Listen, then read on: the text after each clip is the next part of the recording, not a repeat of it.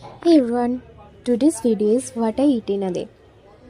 তো প্রথমে আমি জিম থেকে এসে খেয়েছিলাম হচ্ছে গরম জলে লেবু দিয়ে নিম্বু পানি, কোনো মধু বা লবণ দিইনি। তারপরে আমি খেয়েছিলাম দুটো ডিম, কুসুম ছাড়া, শুধু হোয়াইট পোর্শনটা।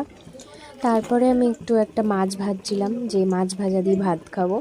তো আমি পেটির মাছটাই খাই, তো সেটাই ভেজে নিলাম। এরপরে আমি ভাত খেয়েছিলাম, এর সাথে খেয়েছিলাম একটা মাছ ভাজা, লাল শাক আর একটু উচ্ছে সেদ্ধ। তারপরে বিকেলের দিকে আমি খেলাম হচ্ছে একটা সোনপাপড়ি, প্যাকেজিংটা খুব কিউট লাগলো, তো আমি বেশ কয়েকটা এনেছিলাম।